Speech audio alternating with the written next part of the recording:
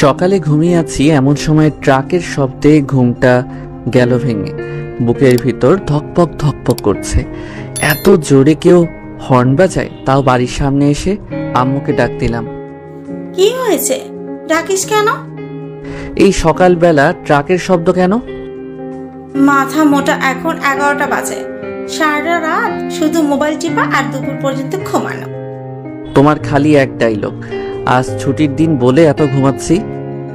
ছুটির দিন বলে সারাদিন ঘুমাতে হবে? যাই হোক, ট্রাক কেন এখানে? পাশে নতুন ভাড়াটি আসলো তাই। ও আচ্ছা, এই জন্যই। তাড়াতাড়ি ওঠ, নতুন ভাড়াটিয়া একটু কাজে হেল্প কর গিয়ে। আচ্ছা, চেষ্টা করি। ঘুম থেকে উঠে ফ্রেশ হয়ে খাবার খেয়ে বাইরে গেলাম। ট্রাকটা এখনো আনলোড চলছে। আমি গিয়ে নতুন ভাড়াটিয়াকে ডাক দিলাম। এই যে আঙ্কেল, এদিকে আসেন। কি হয়েছে বাবা? আমি পাশের বাসাতেই থাকি। আপনারা নতুন তো, আপনাদের কি কাজে হেল্প করব? করলে ভালো হতো, অনেক জিনিসপত্র নামাতে হবে। আচ্ছা আঙ্কেল, আমি হেল্প করছি। ঠিক আছে। তারপর পুরা 2 ঘন্টা কাজ চলমান। হাত পায়ের অবস্থা শেষ। শালার আঙ্কেলের যদি একটা মেয়ে থাকতো তাও ভালো লাগতো, তাও নাই। মনে হয় 10-12 বছরের একটা পিচ্চি ছেলে আছে। একটা মাইয়া থাকলে তাও এত কাজ করলাম, এটা শোধ উঠত। আঙ্কেল আমার কাজে খুশি হয়ে কাজ চাপড়িয়ে একটু প্রশংসা করলো। আমি আর প্রশংসা বেশি খেতে পারি না, তাই চলে আসলাম। বিকালে ছাদে বসে মোবাইল টিপছি আরামে। এমন সময় দেখি একটা মাইক্রো এসে থামলো। মাইক্রো থেকে একটা মেয়ে নামলো। আঙ্কেলকে দেখে বাবা বলে ডাক দিল। আমার হার্টবিট তখন এত জোরে চলছে যে বুঝতেই পারছি না। আমার তো আনন্দের শেষ নাই।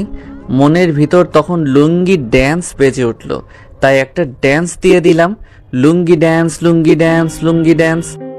এই যে মিস্টার, ছাদ থেকে পড়ে যাবেন, সাবধানে। আপনি আমার জন্য কত ভাবেন? আরে আপনার জন্য ভাবার কি আছে আজব? আপনি ট্রাউজার পরে লুঙ্গি ডান্স দিতে দিতে ছাদের পাশে চলে গেছেন, সেদিকে তো খেয়াল নাই, তাই বললাম। আপনি কত ভালো, আপনার মতো মেয়েই তো দরকার। আপনার কথা ঠিক বুঝলাম না। বুঝে লাগবে না। এনিওয়ে, আমি সাগর, অনার্স প্রথম বর্ষ। ও, আমি আরিয়া, মেডিকেল 3য় বর্ষ। সো আপু বইলা ডাকবা। মনের সব বাত্তি ধক কইরা নিভা গেল। শালার আঙ্কেল মেয়ে জন্ম দিছেন, আমার বয়সের দিতে পারেননি। বড় মেয়ে থাকার চেয়ে না থাকাই ভালো ছিল। তাও মুখের সামনে দিয়ে এমন সুন্দরী মাইয়া ঘুইরা বেড়াইতো না। কি পুরা কপাল আমার।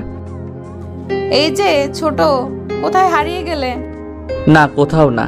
আপনি আমাকে ছোট বলবেন না, আমার ভালো লাগে না। 100 বার বলবো, কারণ তুমি তো আমার ছোটই। আম্মু ডাকছে তাই বদমাস মাইয়ার কাছ থেকে চলে আসলাম। আইসাই ছোট ছোট লাগাই দিছে। পরের দিন সকালে কলেজে যাব বলে বের হয়েছি। কলেজ কাছে হওয়ায় সাইকেল নিয়ে যাই। রাস্তায় বের হয়েছে আর দেখি বদমাস মাইয়া ডাকছে। এই যে ছোট, কলেজে যাচ্ছ নাকি? মনে হয় কইসে একটা চট দিয়ে আসি, কিন্তু তাও পারবো না, তাই মনের রাগ মনের ভিতরেই রেখে দিলাম। জি। আমাকে একটু ড্রপ করে দাও তো। আপনার মাইক্রো থাকতে আমার সাইকেলে কেন ড্রপ দিবেন? তুমি ছোট মানুষ, চুপচাপ থাকবা, যা বলছি তাই করো। আমি কিছু বলার আগে সাইকেলে চেপে বসেছে, তাই আর কিছু করার নাই, যেতেই হবে এখন। আরে এত ধীরে চালাও কেন? আমার দেরি হয়ে যাবে, তাড়াতাড়ি চালাও। পড়ে যাবেন তো তাহলে। তোমার না বলছি তুমি ছোট মানুষ, কথা কম বলবা, যা বলছি তাই করো। আমিও দিছি হাওয়াই বেগের টান মনের রাগে। ম্যাডাম দেখি আমাকে এবার শক্ত করে ধরেছে। আমি সাইকেল অনেক জোরে চালাচ্ছিলাম আর আরিয়া আমাকে শক্ত করে ধরে আছে। এলাকার লোকগুলো সবাই আমার দিকে হাঁ করে চেয়ে আছে। সবাই ভাবছে যে ছেলে রাস্তায় মেয়েদের সাথে কথাও বলে না, সে আজ একটা মেয়েকে সাইকেলে নিয়ে চালাচ্ছে।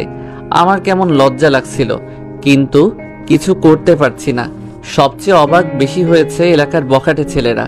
তারা যেভাবে হাঁ করে আছে, মনে হচ্ছে নিজে নিজেই ওদের মুখের ভিতর ঢুকে যায়। আমার কলেজের কিছু আগে আরিয়াকে সাইকেল থেকে নামিয়ে দিলাম। এই পিচ্চি, এখানে নামলে কেন?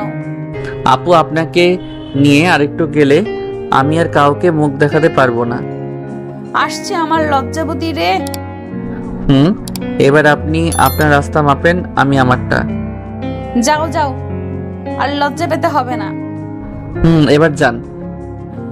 সাগর, আবার কি হলো? তোমার কলেজ শেষ হবে কখন? আপনাকে বলবো কেন? না, একসাথে যাব তাই। একসাথে যেতে পারবো না। আমি আমার মতো চলে যাব, আপনি আপনার মতো যাবেন। আমি এখানকার কিছুই ভালোভাবে চিনি না, আর শুনছি ওখানকার বখাটেরা খুব খারাপ। আমার ভয় করে। বুড়ি মাইয়ার আবার ভয়? এই পিচ্চি, কথা কম, যা বলছি তাই। আমি 3টার সময় এখানে অপেক্ষা করব। জানতো আমি পারবো না বলেই সাইকেল নিয়ে দৌড় দিছি। আর কিছুক্ষণ থাকলে কারো চোখে পড়ে যেতে পারে। কলেজে গিয়ে ক্লাস করলাম, বন্ধুদের সাথে ঘোরাফেরা করতে করতে 3টা 30 বেজে গেছে। তাই দেরি না করে সবার থেকে বিদায় নিয়ে বাসায় রওনা দিলাম। বাসায় আসার পথে একটা তেঁতুলের আচারের প্যাকেট নিলাম। আমার খেতে ভালোই লাগে। সাইকেলে চড়ে প্যাডেল করছি, নড়ছে না। কি ব্যাপার, আমার হেলিকপ্টার তো 5 জনকে নিলেও এমন আটকায় না, আজ এমন করছে কেন? সাইকেলটা চেক করতে নিচে নেমে দেখি আরিয়া পিছনে দাঁড়িয়ে, আরও সাইকেলের চাকার নিচে ইট দিয়েছে। কি ব্যাপার সাগর সাহেব, চোরের মতো পালাচ্ছেন কেন? আমি চোর হতে যাব কেন? জানেন আমার কত সাহস? তাই নাকি? তা শুনি, কত সাহস? আমি রাত 10টা পর্যন্ত এখান থেকে একা একা বাসায় যেতে পারবো। ওরে বাবা রে, আপনি অনেক সাহসী দেখছি। সব মেয়েরাই এই কথা বলে। পিচ্চি পোলার ঢং দেখো, একা একা বাসায় পালাচ্ছে আর বলে খুব সাহস। আমি মেয়েদের সাথে রাস্তায় চলি না তাই। আসছে সাধু বাবা, এখন চলো পিচ্চি। বলেই সাইকেলে চেপে বসলো। সাইকেল চালাচ্ছি, এমন সময় আরিয়া বলে, তোমার হাতে কি? তেঁতুলের আচার। আমার খুব পছন্দ তেঁতুলের আচার। বলেই আমার হাত থেকে প্যাকেটটা নিয়ে নিল। আপনি এটা নিলেন কেন? আমার যেটা পছন্দ হয় আমি সেটা নিয়ে নেই। কথা কম, সাইকেল ভালো করে চালাও। বাসায় আসলাম আর ভাবছি, এত বড়লোক মাইয়া তার মাইক্রো রেখে আমার সাইকেলের পিছনে পড়লো কেন? কিছুই মাথায় ঢুকছে না। অযথা চিন্তা করে লাভ নাই, কার মাথায় কি আছে কে জানে। রাতে আমার আকাশ দেখতে খুব ভালো লাগে, তাই রাতের খাবার খেয়ে ছাদে গেলাম। আকাশের তারা দেখছি। হঠাৎ দেখি আরিয়াদের বাসার ছাদে আগুন জ্বলছে। আমি তো ভয় পেয়ে গেছি, আবার আগুন নিভে গেল। আমি বাঁচলাম। আজ আর ছাদে থাকা ঠিক হবে না বলে ছাদ থেকে নামতে যাব, এমন সময় দেখি ছাদের দরজার কাছে সাদা কাপড় পরে কে যেন দাঁড়িয়ে আছে। আমি বললাম, কে ওখানে? কোনো উত্তর দিল না। কেমন বিশ্রী হাসি হাসছে আর আমার দিকে এগিয়ে আসছে। হঠাৎ আরিয়াদের ছাদে আবার আগুন জ্বলে উঠল। আগুনের আলোতে দেখি সাদা কাপড় পরে আমার দিকে এগিয়ে আসছে, আর তার হাত আর তার পা যেখানে দিচ্ছে সেখানে রক্তের ছাপ পড়ছে। ভয়ে আমার জান বুক থেকে হাতে চলে এসেছে। আমি ভয়ে থরথর করে কাঁপছি। কাছে চলে এসেছে ভূতটা। ভয়ে আমি কথা বলতে পারছি না। বিশ্রী হাসি হাসছে আর তার মুখ দিয়ে রক্ত বের হচ্ছে। আমি শুধু একবার মা বলে চিৎকার দিছি, আর কিছু মনে নাই। যখন চোখ মেললাম দেখি আরিয়া পাশে বসে আছে। আরিয়ার চোখ কেমন ফোলা ফোলা, এমনিতেই চিকনি চামেলি, মনে হচ্ছে আর চিকন হয়ে গেছে। আমার চোখ খোলাতে আরিয়া সবাইকে ডাকলো আর আরিয়া চলে গেল। কি ব্যাপার, চলে গেল কেন? আমি কি মরে গেছি নাকি? ও আমার কথা শুনতে পাচ্ছ? কি বাজে বকছিস, শুনতে পাবো না কেন? আমি সত্যি বেঁচে আছি তো? তোর মাথা মনে হয় গেছে। ভূতে আমাকে খেয়ে ফেলেনি? ভূত? কিসের ভূত? কোনো ভূত নাই। ওই সাজে আরিয়া তোর কাছে গেছিল। কি এত বড় সাহস আমাকে ভয় দেখায়? আরিয়াকে খুঁজছি, পাইলে আজ খবর আছে। সিনিয়র ফিনিয়র দেখবো না। আমি বিছানা থেকে উঠতে চেষ্টা করলাম কিন্তু পারলাম না। শরীরটা কেমন দুর্বল অনুভব করলাম, তাই আর বিছানা থেকে না উঠে শুয়ে থাকলাম। শুয়ে থাকতে থাকতে ঘুমিয়ে পড়েছি। বুঝতে পারিনি আম্মুর ডাকে ঘুম ভাঙলো। সাগর, এই সাগর, আর কত ঘুমাবি? এবার উঠ। মা ঝামেলা করো না, ঘুমাতে দাও। পুরো দিন ঘুমিয়েছিস, আর কত ঘুমাবি? এবার উঠ। আচ্ছা উঠছি। শোন। আবার কি হলো? ঘুম থেকে উঠে আরিয়ার কাছে যাবি। ওকে তো কাছে পেলে। চুপ কর, মেয়েটা সকাল থেকে এখনো খায়নি। খাইনি কেন? আমি কি জানি, তুই যা ওর থেকেই শোন গিয়ে। আচ্ছা। বিছানা থেকে উঠে ফ্রেশ হয়ে আরিয়ার বাড়ির দিকে গেলাম। ওর বাসায় যেতে আরিয়ার ছোট ভাই। আরে সাগর ভাইয়া, কেমন আছেন এখন? আমি তো ভালোই আছি, তোমার কি খবর? আমার খবর ভালো, আপুর খবর খারাপ। তোমার আপুর কি হয়েছে? কাল রাতে আপনার ভয় দেখানোর পর থেকে এখন পর্যন্ত খায়নি, শুধু কান্না করছে। তোমার আপু কোথায়? আপুর রুমে। আমি আরিয়ার রুমের দিকে গেলাম। রুমে ঢুকে দেখি পুরা ঘর এলোমেলো, আর আরিয়া জানালার ধারে বসে আছে। আমি আরিয়ার কাঁধে হাত রাখতে চমকে উঠে পিছনে তাকাই। আরিয়া, সিনিয়র আপু আপনি বলে কাল থেকে খাননি, কোনো কথা নাই, কান্না শুরু। আবার কি হলো? এখন আবার কান্না করছেন কেন? আমার জন্যই তোমার আজ এমন হলো। আমি বুঝতে পারিনি তুমি এত ভীতু। ওই আমাকে ভীত বলবেন না, আমি মেলা সাহসী। ওরে আমার সাহসী রে, যে ভয়ে জ্ঞান হারায়। বলেই হাসতে লেগেছে আরিয়া। আমি তার হাসিটা এক ধ্যানে দেখছি। ওর হাসিটা অনেক সুন্দর, আর কান্না মিশ্রিত হাসিটা আরো বেশি সুন্দর। যে কোনো ছেলের হৃদস্পন্দন থমকে যাবে। ভাবনার দেশে তার পৃথিবী জয় করা হয়ে যাবে কয়েক সেকেন্ডে। ওই হ্যালো, একধানে তাকিয়ে কি ভাবছো? হকচকিয়ে কিছু না, আপনার হাসিটা অনেক সুন্দর। কেন আমি সুন্দর না? না, আপনি পেতনির মতো দেখতে বলেই দৌড় দিলাম। আরিয়া আমার পিছে পিছে দৌড়াতে লাগলো আমাকে ধরতেই, কিন্তু আমাকে ধরা এত সহজ নয়। আমি দৌড়ে বাড়ি চলে এসেছি। রুমে ঢুকে হাত নিচ্ছি, এমন সময় আম্মুর ডাক। সাগরের দিকে আয়। আম্মু? আম্মুর আবার কি হলো? আম্মুর কাছে গিয়ে দেখে আরিয়া আম্মুর কাছে। তুই আরিয়াকে কি বলেছিস? কই কিছু বলিনি তো। মিথ্যা বলছে আন্টি। আমি মিথ্যে বলি না।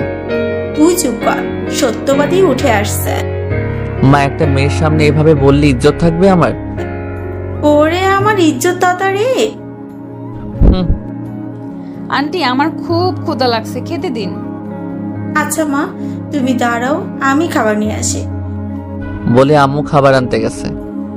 তোমার আজ খবর আছে সাগর সাহেব। কি খবর? সময় হলেই দেখতে পাবে। আম্মু খবর নিয়ে চলে এসেছে। এই নাও মা তোমার খাবার। আন্টি, সাগর আমাকে পেতনি বলছে, চিকনা চামিলি বলেছে, আর বলেছে ঝড়ে নাকি আমি উড়ে যাব, তাই শাস্তি হিসাবে এখন ও আমাকে খাইয়ে দিবে। শখ কত, বললেই হলো। না হলে আমি আজও খাবো না কিন্তু। সাগর, তুই আরিয়াকে খাইয়ে দে, মেয়েটা কাল থেকে না খেয়ে আছে।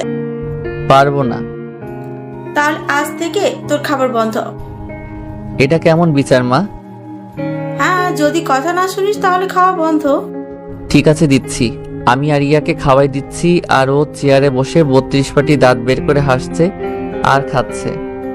আমার তো গা জ্বলে যাচ্ছে, মনে হচ্ছে তুলে এক আছাড় দেই, কিন্তু কিছু বলতে পারছি না। কিছু বললে আমার খাবার বন্ধ হয়ে যাবে। হাতে কামড় দিলে কেন? ইচ্ছে করে দিছি নাকি এমনিতেই লেগে গেছে?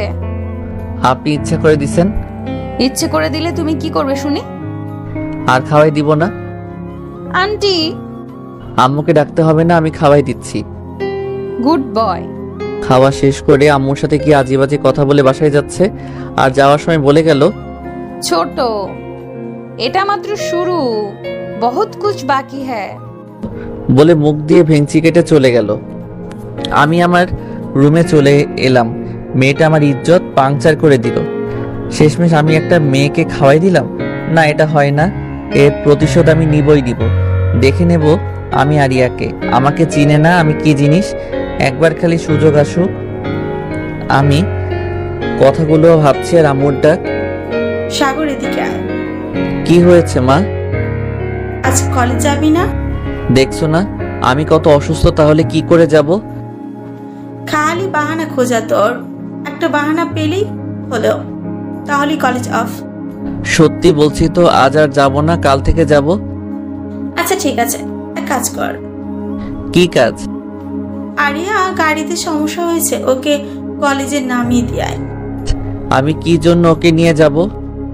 এলাকাতে অনেক বখাটে আছে জানিস তো, মেয়েটা একা যেতে ভয় করছে। তো আমি কি করব? তুই নিয়ে যাবি? আমি পারবো না বলেই ঘরের দিকে যাচ্ছিলাম, তখন দেখি আরিয়া দরজার কাছে দাঁড়িয়েছিল, সেখান থেকে চলে গেল। আজকে আমি ঠিক প্রতিশোধ নিয়ে নিয়েছি। আমার সাথে মাস্তানি? আজকে যাও বাবা, দেখো রাস্তা কি জিনিস।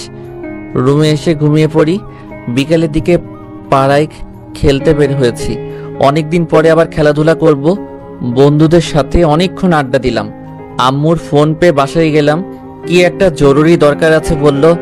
বাসায় এসে দেখি আমার বাড়িতে নতুন আঙ্কেল আন্টি, তার ছোট ছেলে মানে আরিয়ার বাবা মা আর ভাই। কি হয়েছে আম্মু? এক চর, তা 1996 সালে বাংলাদেশে যত জোরে ঝড় হয়েছিল তার থেকে দ্বিগুণ জোরে। মনে হচ্ছে গালটা অবশ হয়ে গেছে। বলবে তো কি হয়েছে, না বলেই মারতে শুরু করলে। তোকে কত করে বললাম মেয়েটাকে তার কলেজে নিয়ে যা। সময় ভালো না, মেয়েটা নতুন কিছু চেনে না, এখনো বাড়িতে আসেনি। বন্ধুদের সাথে হয়তো আড্ডা দিচ্ছে, একটু পরে হয়তো চলে আসবে। ওর আজকে দুপুরে চলে আসার কথা ছিল, কিন্তু এখনো আসেনি। আর একটু দেখেন, চলে আসবে। বিকেল থেকে ফোন সুইচ অফ বলছে। তুমি একটু যাও না বাবা। আচ্ছা আন্টি, আমি দেখছি। বাড়ি থেকে বের হয়ে কয়েকজন বন্ধুকে ফোন দিলাম, তাদের সবকিছু খুলে বললাম। ওরাও আমার সাথে যেতে রাজি হলো।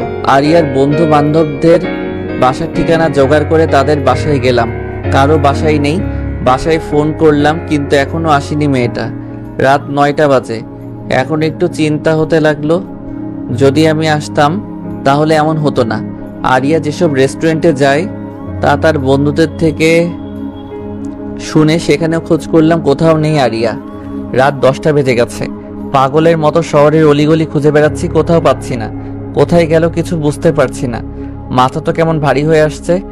আমার দোষ, আমার কথাগুলো আরিয়া শুনে ফেলেছিল।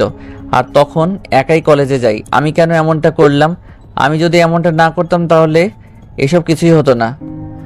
শহরের সব জায়গায় খোঁজা শেষ। কি করব আমি এখন?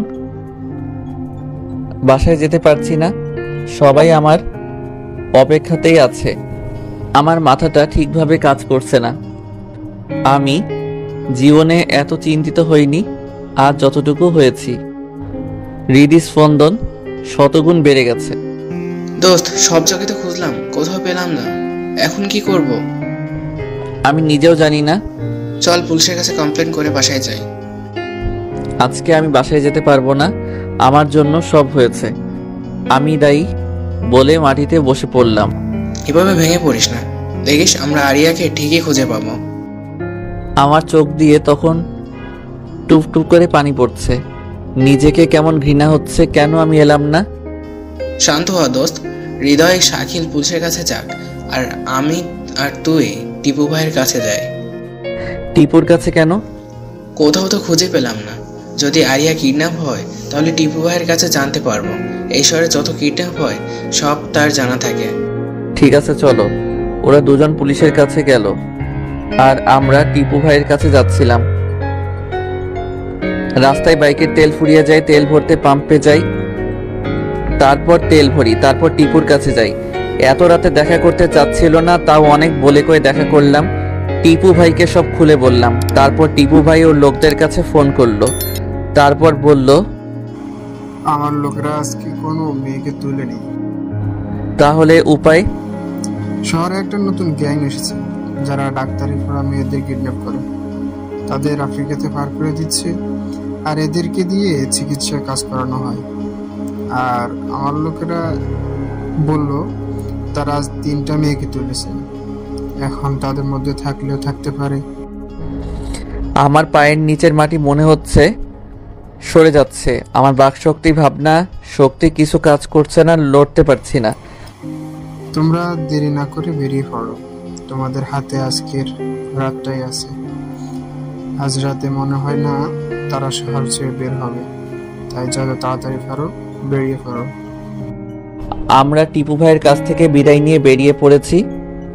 কোনো কথা বলতে পারছি না। রাস্তার একপাশে দাঁড়িয়ে আছি। পাশে একটা ছোট দোকান আছে। 1 কাপ চা খাচ্ছি আর ভাবছি কোথায় যাব আর কি করব। কিছু মাথায় আসছে না। হাতে সময় 1 রাত। হঠাৎ একটা মাইক্রো এসে থামলো, তারাও চা খাচ্ছে। তাদের একটা কথায় আমার ধ্যান ভেঙে গেল। তাদের মধ্যে এমন ছিল, ভাই মালতিনটা কিন্তু দেখতে হেভি। ঠিক কইছস, মেলা মাল পাওয়া যাবে। ভাই আমার না ওই চিকন করে মেয়েটাকে হেভি লাগছে। তো কি হয়েছে? আপনি যদি অনুমতি দিতেন তাহলে আজ রাতে। আচ্ছা ঠিক আছে, রাতে তোর ওইটা। আপনার পায়ে ধুলো দিন ওস্তাদ। তাদের কথা এমন ছিল, তাদের চা খাওয়া শেষে চলে যাচ্ছিল। আমার কেমন লাগলো। টিপু ভাই বলল 3টা মেয়েকে তুলেছে, এরা বলছে 3টা চিকন মেয়েকে পছন্দ। রাতে সে তার হিসাব মিলে গেছে, আরিয়াও চিকন। এরাই ওই কিডন্যাপার। আরিয়ার কিছু করার আগে তাকে উদ্ধার করতে হবে। তবে আমরা দুজন তাদের মাইক্রোকে ফলো করেছি। আমরা দুজন মিলে বাইক নিয়ে তাদের মাইক্রোটাকে ফলো করছি। তারা একটা নির্জন এলাকায় একটা বাড়ির সামনে এসে থামলো। আমরাও নির্দিষ্ট দূরত্বে বাইক রেখে ওই বাড়িটির দিকে যাচ্ছি। তারা বাড়িটার মাঝে প্রবেশ করে। আমরা দুজন দেয়াল টপকে বাড়ির ভেতরে প্রবেশ করি। বাড়িটা অনেক পুরাতন হবে, এখনো নিখুঁতভাবে দাঁড়িয়ে আছে। লোক দুইটা বাড়ির মধ্যে প্রবেশ করলে আমরাও চুপি চুপি তাদের পিছে পিছে বাড়িতে প্রবেশ করি। শুনশান নীরবতা, একদম ভূতরে বাড়ির মতো। তবে এদের জন্য এমন বাড়ি পারফেক্ট, লোকজন নাই। অনেকে ভূতের বাড়ি ভেবে এই বাড়ির মধ্যে প্রবেশই করবে না। লোক দুইটা একটা রুমে প্রবেশ করে, আর তখন মেয়ের আত্মচিৎকার পাই। আমার তো তখন রক্ত মাথা থেকে পা পর্যন্ত 1 সেকেন্ড 1000 বার যাতায়াত করছে। আজকে এই দুইটা আমার হাতে মরবে বলে আশেপাশে তাকাতে দেখি একটা রড পড়ে আছে। রডটা নিলাম। আমার বন্ধু নিল একটা আরেকটা রড। লোক দুইটা যে রুমে প্রবেশ করেছে ওই রুমে প্রবেশ করতেই চোখ বুজে নিয়েছি। একটা মেয়ের ওপর দুইটা মানুষের তাদের পৈশাচিক আনন্দ করছে। পুরো অলঙ্গ অবস্থা একটা মেয়ে, আর বাকি দুটো একপাশে বাঁধা আছে। কিন্তু এদের মধ্যে আরিয়া নেই। লোক দুইটা আমাদের দুইজনকে দেখে অনেকটা ভয় পেয়ে গেছে। আমার মাথায় তখন রক্ত চলে গেছে, তাই কিছু না ভেবে রড দিয়ে লোক দুটোকে ইচ্ছে মতো পিটাতে শুরু করছি। আরেকটু হলে তাদের মেরেই ফেলতাম। আমার বন্ধু আমাকে থামায়। আমি উলঙ্গ মেয়েকে তার কাপড় দিলাম, সে তা পরে নিল। মেয়ে 3টা আতঙ্কে আছে বলে কথা বলতে পারছে না। আমি লোক দুটোকে এক জায়গায় বসিয়ে বললাম, তোরা এই মেয়ে 3টাকে কোথায় পেলি? আজকে এদের কিডন্যাপ করেছি। কেন করেছিস? বলে দিলাম আর একটা বাড়ি। আমাদের এই কাজ করতে বাধ্য করা হয়। বাধ্য করা হয় মানে? সবকিছু খুলে বল। বলে আরেকটা বাড়ি দিয়েছি। এত মারলে বলবো কি করে? তাড়াতাড়ি বল। আবার দিলাম নয়তো। মাথাটা খারাপ হয়ে আছে, তাড়াতাড়ি বল। আমাদের শহরে নতুন গ্যাং এসেছে। তারা ডাক্তার পড়া মেয়েদেরকে কিডন্যাপ করে আফ্রিকায় পাচার করে দেয়। কিন্তু তাদের লোক নাই এ শহরে, আর টিপুর কারণে কেউ তাদের সাথে কাজ করতে চায় না। তাই আমাদের পরিবারের প্রতি হুমকি দিয়ে এই কাজ করায়। তোদের জোর করে এই কাজ করানো হয়? তাহলে এই বাচ্চাটার সাথে এখন কি করতে যাচ্ছিলি? নেশা তো করে ফেলেছি, আর হবে না। আমরা এই কাজ ছেড়ে দেব, মাফ করে দেন। তোরা এই 3জন বাদে আর কাউকে কিডন্যাপ করিসনি? না, এই শহরে শুধু আমরাই কাজ করি এই গ্রুপে। আর আজ দিনে এই 3টে বেশি আর কাউকে কিডন্যাপ করিনি। এদের কাছে তাহলে আরিয়া নেই। এদের কাছ থেকে আর কোনো সাহায্য পাওয়া যাবে না। তাই পুলিশকে ফোন করে তাদের পুলিশের কাছে দিয়ে মেয়ে 3টাকে একটা হসপিটালে নিয়ে গেলাম। রাত তখন 2টা। মেয়ে 3টাকে হাসপাতালে ভর্তি করে তাদের জন্য ওষুধের ব্যবস্থা করছি। একজন অনেক ভয় পেয়েছে, একদম নির্বাক হয়ে আছে, আর পাগলের মতো আচরণ করছে। আরিয়াকে যদি এই গ্যাং না কিডন্যাপ করে তাহলে আরিয়া কোথায়, কি করছে এখন, কেমন আছে এখন? এসব ভাবতে ভাবতে চোখ দিয়ে টুপ করে 2 ফোঁটা পানি কখন পড়ছে বুঝতে পারিনি। মেয়ে 3টার ওষুধের ব্যবস্থা করে তাদের হাসপাতালে রেখে বেরিয়ে পড়লাম। আমার হাত পায়ে শক্তি পাচ্ছি না। নির্বাকের মতো এদিক সেদিক আরিয়াকে খুঁজে বেড়াচ্ছি। আরিয়াকে কোথায় পাবো জানি না, কি অবস্থায় পাবো জানি না, পাবো কি না তাও জানি না। কোনো প্রশ্নের গোলকধাঁধায় ফেসে গেছি যার উত্তর শুধু না। কোথায় খুঁজবো ভেবে পাচ্ছি না, শুধু খুঁজেই যাচ্ছি। পৃথিবী মানুষের সামনে এমন কিছু সময় আসে যখন তার অতীতের সব কথা মনে পড়ে যায়। তখন ভাবে এই কাজটা এইভাবে করা ঠিক হয়নি, ওইভাবে করা ঠিক ছিল। কিন্তু তখন ভাবনাটা সত্যি করা সম্ভব না, কারণ তা অতীত। কিছু অতীত সময় থমকে দাঁড়ায় যখন মানুষের জীবন থেকে কিছু মূল্যবান জিনিস হারিয়ে যায়। ছন্ন ছাড়া মিস উল্লামাদের ছন্নছাড়া উন্মাদের মতো সেই অতীতে যেতে চাই, কিন্তু তার প্রকৃতিতে নেই। আমি এখন একজন উন্মাদের চেয়ে কম কিছু নয়। কারো কথা এখন শুনতে মন চাচ্ছে না। চারিদিক ছুটে বেড়াচ্ছি, কোথায় গেলে আরিয়াকে পাবো। পুরো শহরের অলিগলির গুগল হয়ে গেছে এক রাতে, কোনো জায়গা বাদ দেয়নি। এমন পরিস্থিতি মানুষের জীবনে যখন আসে, তার বাকশক্তির চিন্তাধারা সবকিছু লোপ পায়। তার মাথায় শুধু একটা কথাই বারবার রিপিট করে, এই জিনিসটা কোথায় পাবো। আমার চোখে আরিয়ার চেহারা, মাথায় আরিয়ার কথা। পিছিয়ে আমাকে লিফটটা দাও, তোমার সাইকেল। এসব ভাবছি আর বাইক চালাচ্ছি, রাস্তা ফাঁকা। একটা খোলা মাঠ এসে থামলাম। আমি আমার বন্ধুকে বললাম, তুই বাইক নিয়ে বাসায় যা। কেন, তুই যাবি না? না, যাব না। আরিয়াকে খুঁজতে হবে আমাকে, তুই যা। দেখ সাগর, পুরো রাত খুঁজেছি, রাতে খাবারও খাস নাই। তুই এবার বাড়ি চল, কাল আমরা সবাই মিলে আবার খুঁজবো। আরিয়াকে না পাওয়া পর্যন্ত আমি ওই বাড়িতে যাব না, তুই যা। তুই চল তো। আমার তখন কারো কেয়ার ভালো লাগছিল না। আমার চোখে না ঘুমানো টেনশনের চেহারা পুরো রক্তবর্ণ। আমি ওই চোখ নিয়ে আমার বন্ধুর দিকে তাকালাম আর বললাম, তুই আমাকে জোর করতে আসিস না। আমার মধ্যে মানুষের মন নাই এখন। তোকে যা বলেছি তাই কর, না হলে তোরও পিটাই শুরু করব। আমার বন্ধু হয়তো ভয় পেয়েছিল, আবার নাও পেতে পারে, জানি না। সে কিছু না বলে বাইক নিয়ে গেল। আমি তখন এটা খোলা মাঠের মাঝে দাঁড়িয়ে, চারিদিকে আজানের প্রতিধ্বনি। আমার চিন্তাধারায় যত প্রশ্ন আছে সবগুলোর উত্তর ছিল না। মানুষ জীবনে মৃত্যুর সামনে আর এমন পরিস্থিতিতে যে কোনো কিছু করে ফেলতে পারে। এই সময়টাতে মানুষ পুরো জীবন মনে পড়ে যায়। কিছু মুহূর্ত চোখের সামনে বাস্তব হচ্ছে বলে মনে হয়। আমি আকাশের দিকে তাকিয়ে আছি। আরিয়ার নিখোঁজের পিছে আমি দায়ী। তাকে কোথায় খুঁজবো? আমি কি বাসায় যাব? তাদের বলতে পারবো আমি আরিয়াকে পাইনি? আমি একজন নিকর্মা, যার কারণে মেয়েটা নিখোঁজ। আমার চোখের সামনে গোলকধাঁধা ঘুরপাক খাচ্ছে, যার প্রত্যেকটার উত্তর না। রাতে চিন্তা, টেনশনে কান্নাটা হারিয়ে গেছিল, কিন্তু এখন চোখ দিয়ে অঝোর ধারায় বন্যা বইতে শুরু করেছে। আমার কোনো চিন্তা কাজ করছে না। আরিয়া কোথায় তুমি? গগন ফাটাতো চিৎকার দিয়ে কাঁদতে ইচ্ছে করে। আমি মাটিতে বসে পড়ে চিৎকার করে বলছি, আরিয়া, সব দোষ আমার। আমি যদি তোমার সাথে যেতাম তাহলে এমনটা হতো না। কেন আমি তোমার উপর রাগ করলাম, আর কেন তোমার সাথে গেলাম না? আমার নিজের প্রতি তখন ঘৃণা হচ্ছে। হঠাৎ চোখটা বন্ধ হয়ে যায়। সারা রাত ঘুম নাই, কখন চোখটা বন্ধ হয়ে গেছে বুঝতেই পারিনি। মাটিতে পড়ে গেলাম, এতটুকুই মনে আছে। কারো ডাকে আমি চোখ মেলে তাকালাম। এই যে, আপনি এই মাঠের মধ্যে শুয়ে আছেন কেন? আমি তার কথাতে উঠে বসলাম। আমাকে যে ডাকছে তার বয়স 10-12 বছর হবে মনে হয়। তোমার নাম কি বাবু? অনিক। আপনি এখানে এভাবে শুয়ে আছেন কেন? এমনিতেই। কারোর সাথে ঝগড়া করে বাড়ি থেকে চলে এসেছেন? না তো, কেন? না, এমনিতেই। তুমি অনেক বড় হয়ে গেছো। হ্যাঁ, আমার মাও বলে। আচ্ছা, তাই? হ্যাঁ। ছেলেটার সাথে কথা বলতে আমার বন্ধু বাইক নিয়ে হাজির, আমাকে নিতে এসেছে। ছেলেটার কথাতে জাদু আছে। তার সাথে যখন কথা বলছিলাম তখন মনের সব ব্যথা হারিয়ে গেছিল, কিন্তু যখন আমার বন্ধু আসলো তখন আবার পুরাতন কথা মনে পড়ে গেল। আমার মাথাতে তখন আবার চিনচিনে ব্যথা শুরু হলো। আমি বন্ধুর বাইকে করে আরিয়াকে খুঁজতে বের হলাম। পুরা সকাল আবার খুঁজলাম, কোথাও পেলাম না। হাল ছেড়ে দেওয়া ছাড়া আর কিছুই করার নেই। পকেটে হাত দিয়ে দেখি ফোন নেই। বন্ধুর সাথে বাড়ির পথে ফিরতে লাগলাম। বাড়িতে ফিরে মাথা নিচু করে ঢুকলাম, দেখি মা, বাবা, আরিয়ার বাবা মাও বসে আছে। তারা আমাকে দেখে কেমন চমকে ওঠার মতো আমার কাছে চলে এলো। তোর কিছু হয়নি তো বাবা? মায়ের কথাতে দেদে দিলাম, আমার কিছু হয়নি, কিন্তু আরিয়াকে পাইনি। আমি আরিয়ার মায়ের কাছে গেলাম। আন্টি, আপনার মেয়েকে খুঁজে পাইনি, আমাকে মাফ করে দিয়েন। আমার জন্য সব হয়েছে। তাদের কথা বলার সুযোগ না দিয়ে ছাদে চলে এলাম।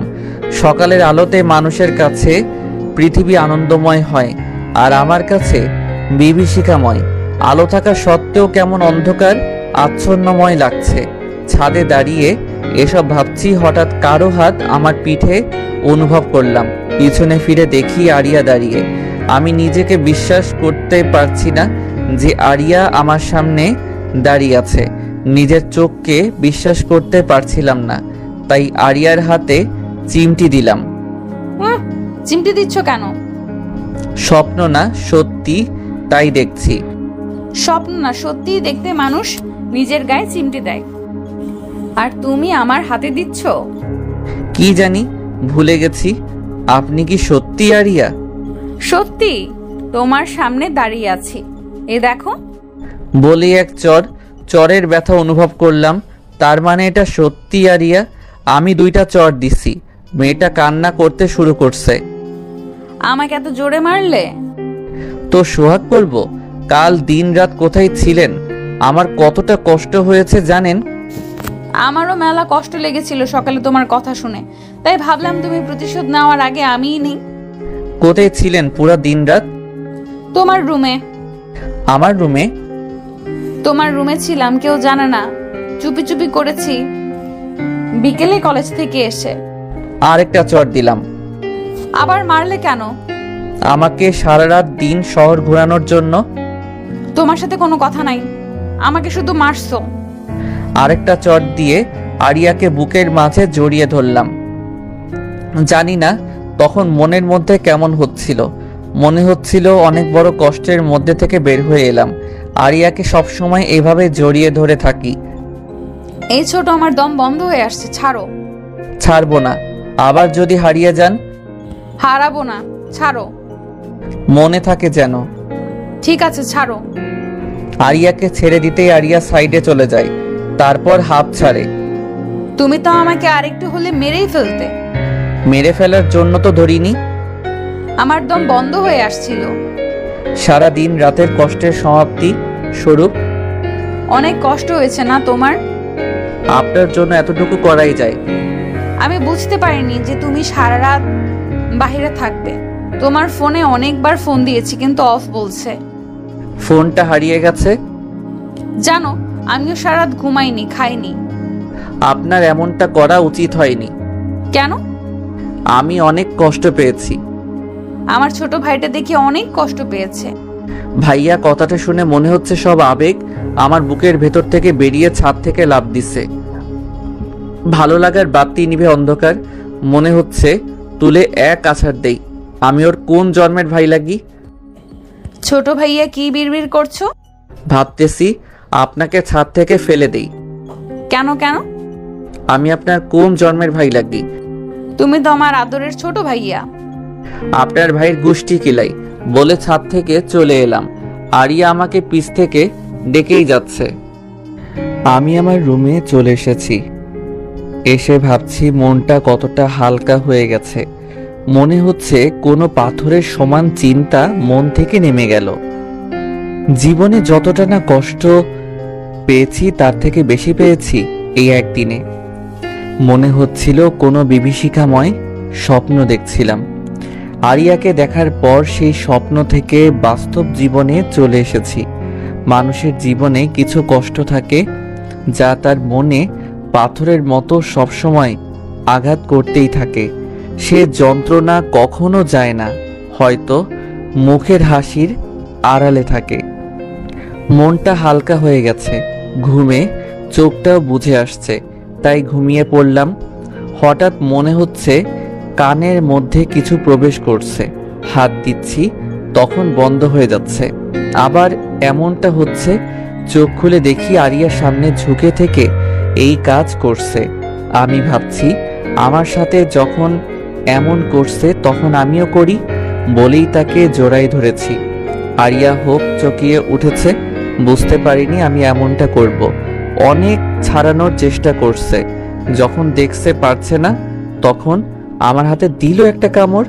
ও মা গো, এত জোরে কেউ কামড় দেয়? হাতটা ছেড়ে দিতেই আরিয়া পর্যাপ্ত দূরত্বে চলে গেছে। তুমি যেভাবে ধরেছো, ছাড়া পেতে তো দিতেই হবে। তাই বলে এত জোরে? তোমার আপু দিছেন না, তাই রাগ করে না ভাই। ওরে আমার বোন আসছে রে। ওই ছোট, সাবধান, জোরে কথা বলবা না। বললে কি করবেন? এমন কিছু করব যে এলাকায় মুখ দেখাতে পারবে না। আপনাকে করে ভয় পাই নাকি? পাও না, বাট পাবে খুব তাড়াতাড়ি। তাই না? তাই বলে মুখ ভেঙচি কেটে দৌড়ে পালিয়ে গেল। আমি ভাবছি মেয়েটা কি করতে চায় যে তাকে আমি ভয় পাবো? ভেবে পাচ্ছি না। তাই অত ভেবে কাজ নাই। কাল কলেজে যেতে হবে, তাই বেশি চিন্তা ভাবনা করতে হবে না। আম্মু রাতের খাবার খেতে ডাকছে।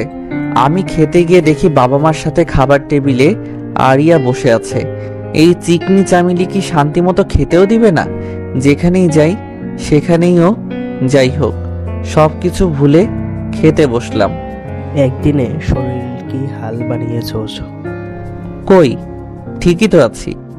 আমার চোখ আছে। তুমি আমাকে ইনসাল্ট করছো একটা মাইয়ার সামনে? ওই ছোট, আমাকে মাইয়া বলবে না, বলবে বড় আপু। আমার খেয়ে দে কাজ নাই, আপনি আমার কোন জন্মের আপু লাগেন? বর্তমান জন্মের। তাই? হ্যাঁ। তাহলে আপনার বাবাকে বলেন আমাকে যেন টাকার ভাগ দেয়। দিবে তো, টেনশন করো না ছোট। টাকার ভাগও দিবে? 100 বার দিবে। আচ্ছা, আমাকে টাকার ভাগ কেন দিবে? আর যাতে ভাই না বলে সেজন্য বললাম। বাট মাইয়া এদিকেও আমার থেকে এক ধাপ এগিয়ে। ডাক্তারি পড়াতে কি এইসব শিখাই নাকি? তোমরা থামো। আর হ্যাঁ, কাল থেকে প্রতিদিন তুমি আরিয়াকে তার কলেজে পৌঁছে দিবে। ভাত মুখে দিছি তখনই বাবা এই কথাটা বলছে, আর ভাতটা গলাতে বেঁধে গেছে। ঠিক মতো খাবারও তো খেতে পারো না। এই নাও পানি খাও। ওনার এত বড় গাড়ি থাকতে আমি কেন নিয়ে যাব? সেফটির জন্য। দিনকাল এত ভালো না। আমি পারবো না। তুমি পারবে না, তোমার বাবা পারবে। বাবা পারবে যখন তখন তুমি প্রতিদিন নিয়ে যাও। আমার সাথে ফাজলাম করো। তুমি তো বললে আমি না পারলে বাবা পারে, আর তুমি তো আমার বাবা। পড়াশোনা করাচ্ছি এই জন্য। কি শিখাচ্ছে তোমাদের শিক্ষকরা? কি আবার পড়াশোনা? হায় আল্লাহ, আমি কি ছেলে জন্ম দিয়েছি? কোথায় ফাজলামো করে? তুমি এলাকার সবচেয়ে ভালো ছেলে জন্ম দিয়েছো বাবা। ভালো ছেলে যখন তখন যা বলছি তাই করবে, তাহলে কাল থেকে তোমার ভাত চাল হয়ে যাবে। আমার সাথে অন্যায় হচ্ছে। চুপ কর, তোর কথা অনেকক্ষণ ধরে শুনছি। মুখে মুখে কথা বলা শিখে গেছিস, চুপচাপ খেয়ে উঠে যা। ঠিক আছে। আরিয়া খাচ্ছে আর হাসছে। সব চাল আরিয়ার। ও বাবাকে কি সব বুঝ দিয়েছে আল্লাহ ভালো জানে। খাবার খেয়ে রুমে চলে এলাম। এসে লম্বা একটা ঘুম দিয়েছি। স্বপ্নে দেখছি আমি আরিয়াকে নিয়ে যাইনি, তাই বাবা আমাকে লাঠি নিয়ে পুরো শহর দৌড়ানি দিচ্ছে। স্বপ্নটা ভাঙতেই যেন হাঁপ ছেড়ে বাঁচলাম। যদি কাল আরিয়াকে না নিয়ে যাই তাহলে বাবা আমাকে সত্যি সত্যি পুরো শহর দৌড়ানি করাবে না তো? আবার কাল একটা মেয়ের সাথে দেখা করার কথা আছে, বান্ধবী হয়। আর ও যদি দেখে তাহলে পুরা কলেজে আমার ইজ্জত পাংচার হয়ে যাবে। সকাল সকাল ঘুম থেকে উঠে খাবার খেয়ে কলেজের জন্য রেডি হয়ে গেটের সামনে দাঁড়িয়ে ভাবছি আরিয়াকে নিয়ে গেলে যদি কেউ দেখে তাহলে পুরা কলেজের ইজ্জত থাকবে না। আর না নিয়ে গেলে বাবা পুরো শহর ম্যারাথন দৌড়ানি দেয়াবে। যাই হোক, দৌড়ানোর অভ্যাস আছে, কিন্তু এত বছরের ইজ্জত গেলে আর ফিরে পাবো না। আজকে এটুকু সুন্দর গেট আপ নিয়ে বের হয়েছি, কেউ যাতে দেখতে না পায়, তাই চুপি চুপি গেট থেকে বের হয়ে যাচ্ছি। বুকটা ধুকপুক করছে। যদি কেউ দেখে তাহলে আরিয়াকে নিয়ে যেতে হবে। আরিয়ার বাড়ির সামনে নিয়ে যেতে হয়, তাই চিন্তাটা বেশি। আরিয়া দেখতে পেলে তো চিল্লাচিল্লি শুরু করে দিবে। আরিয়ার বাড়ির সামনে আসতেই কেমন শব্দ শুনলাম। তারপর দেখছি বৃষ্টি শুরু হয়েছে। আকাশে তো রোদ আছে, মেঘ নেই। আবার বৃষ্টিটা শুধু আমার উপরেই হচ্ছে। আমি কি রাতে মেঘমামার সাথে গন্ডগোল করছি? এসব ভাবতে ভাবতে উপরে তাকিয়ে দেখি মেঘটা আর কেউ না, আরিয়া।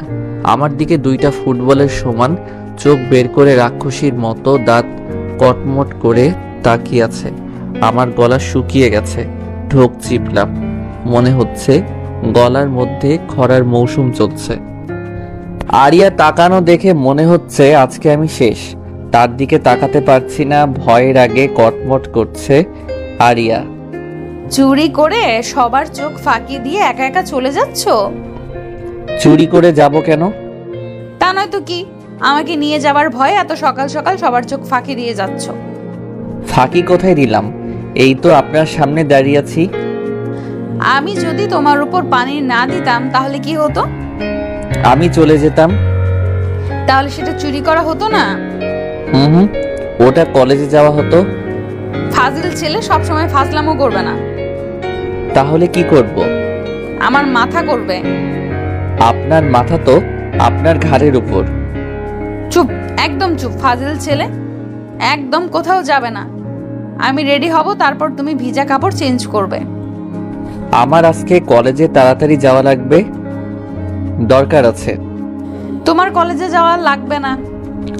আমি আরিয়ার দিকে অসহায় দৃষ্টিতে তাকালাম, বাট মুখের ধরন পাল্টালো বলে মনে হলো না।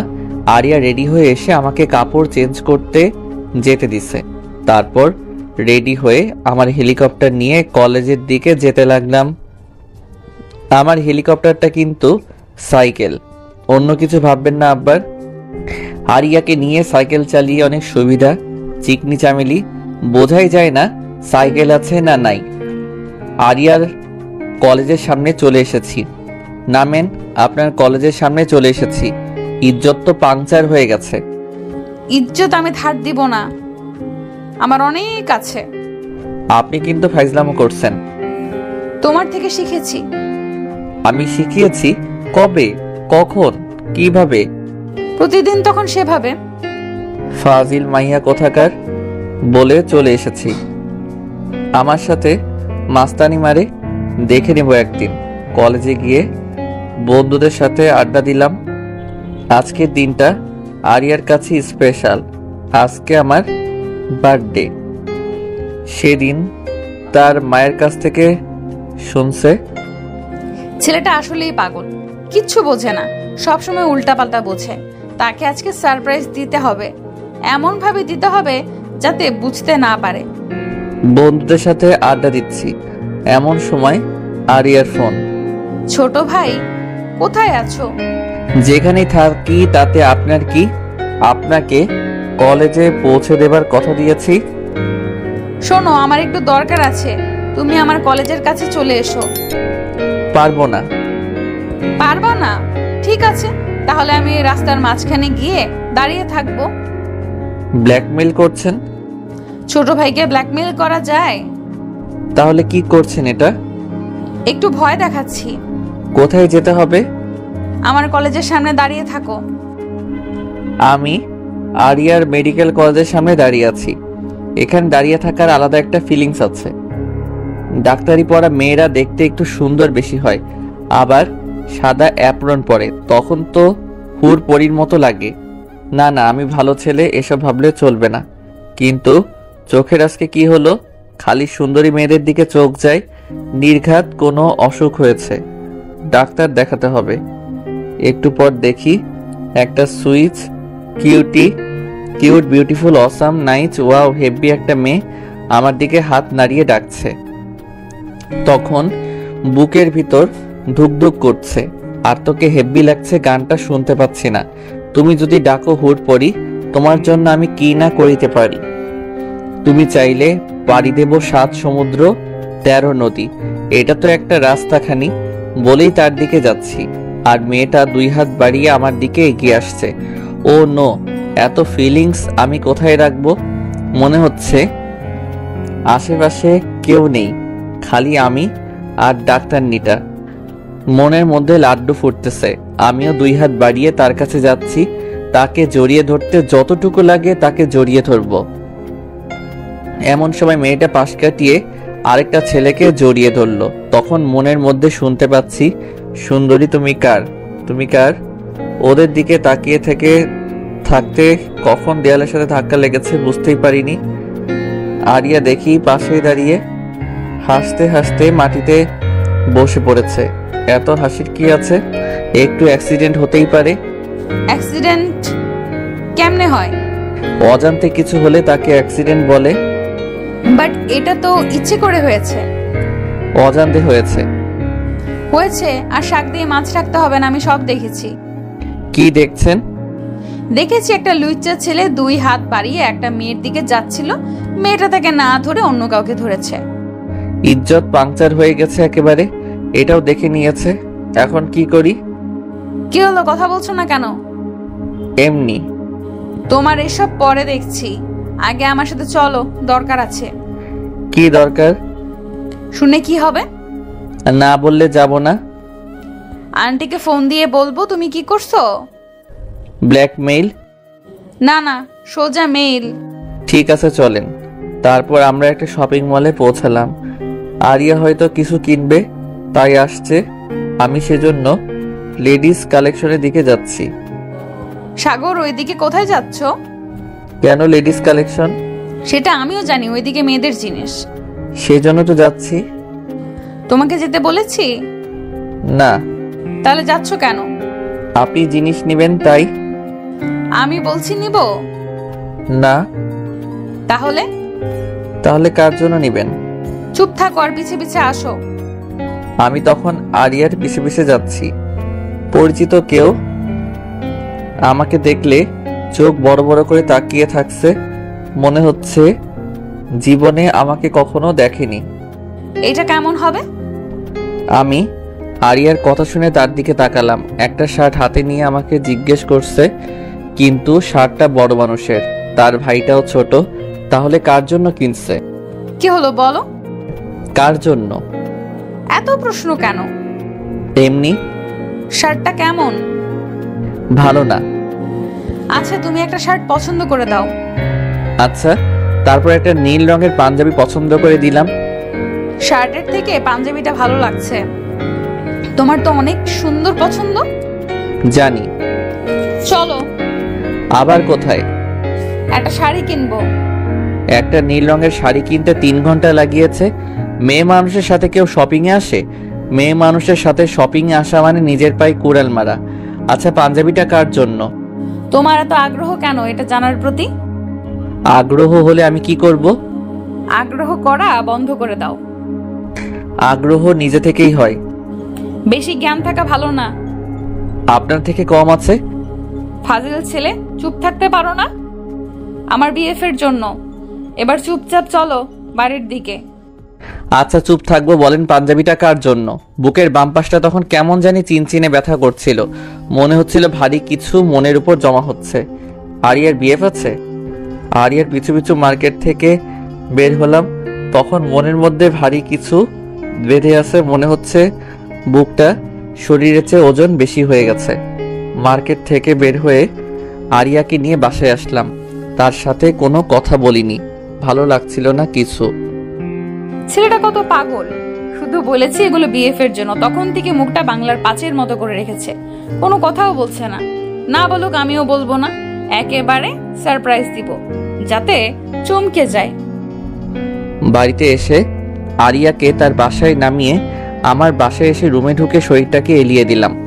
মনের পাশাপাশি শরীরের এনার্জিও কাজ করছে না, কিছু ভালো লাগছে না। তখন শরীরটাকে রিফ্রেশ করতে বাথরুমে গোসল করতে গেলাম।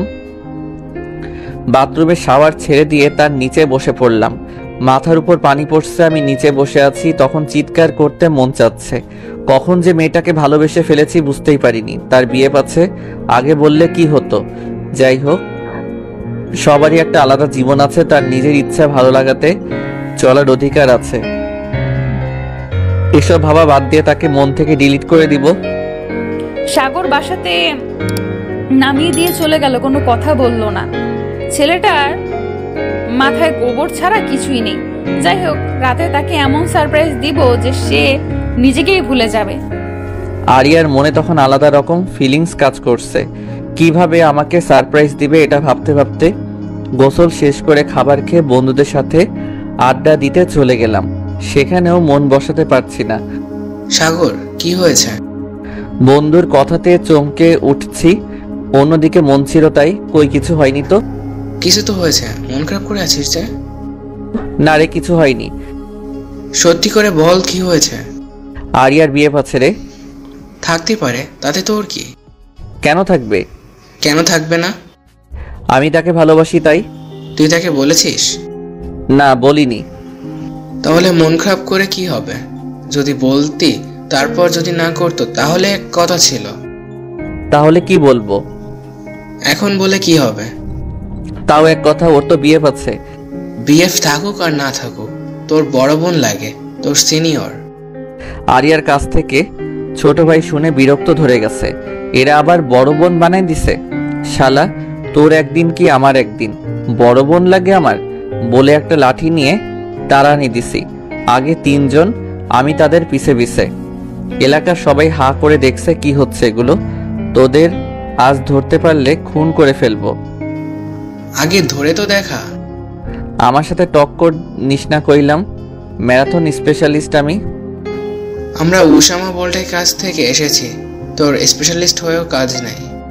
আমার থেকে তারা অনেক আগে চলে গেছে।